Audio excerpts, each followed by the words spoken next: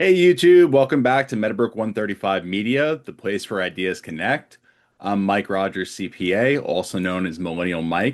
This is Captain's Log number 2, the CVE Weekend Update, and it's Saturday, 5/23/2026. And honestly, this is one of those weeks where a lot of different parts of the CVE universe started moving together, so I'm excited to share with you everything that's happened.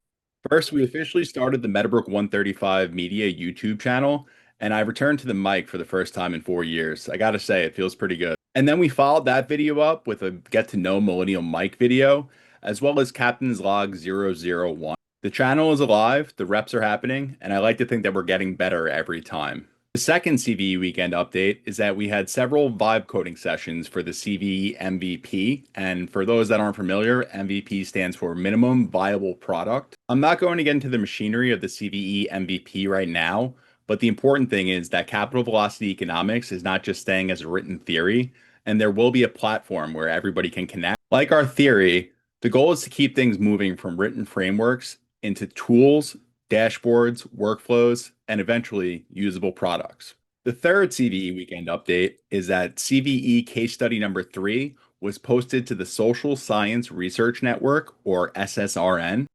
Having CVE Case Study number 3 posted to SSRN is a major distribution milestone, as SSRN provides the work with a much wider research-facing channel. The early response for CVE Case Study number 3 being on SSRN has been quite encouraging, as we broke 100 downloads overnight, and we currently stand at 118. This data tells us that the capital velocity economic signal is starting to move, and quite frankly, it deserves to. CVE Case Study number 3 is a 164-page paper with 189 graphics.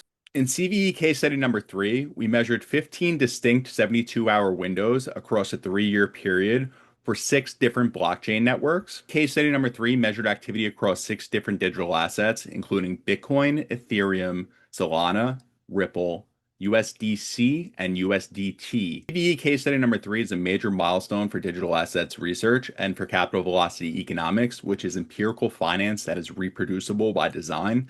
And I'd like to take this opportunity to once again thank Kaiko for helping provide the data. The fourth CVE weekend update is on the writing and distribution side for our X articles. One of our most recent X articles, called Tokenization Classics, The Beach of Assumptions, surpassed 22,000 organic impressions on X. So if you haven't yet, be sure to check that one out. There's a reason why universities all around the world still teach the classics thousands of years later, and quite frankly, it's because they still matter.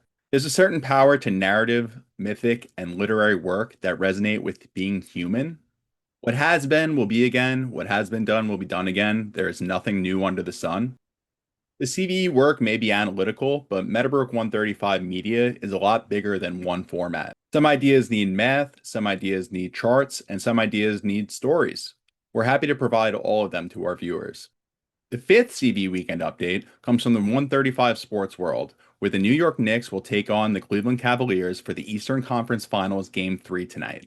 The Knicks have the momentum and are up 2 games to none against Cleveland as they ride the hot hand of Jalen Brunson, who dropped 38 points in that improbable Game 1 comeback.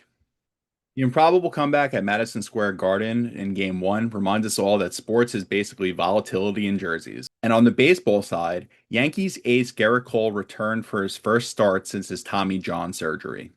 Gerrit Cole threw 6 shutout innings, and although the Yankees didn't win, there's something magical about watching a competitor return to his arena.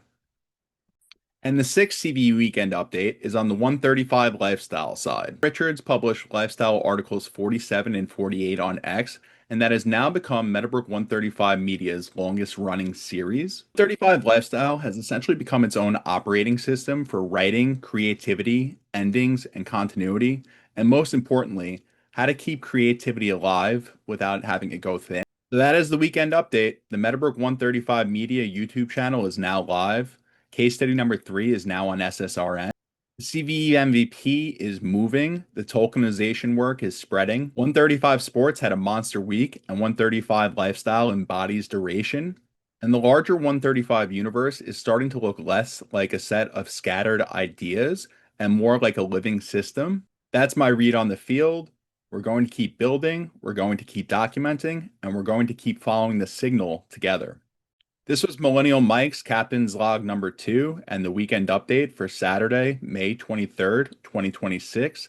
Thank you all for joining us at Meadowbrook 135 Media, the place where ideas connect.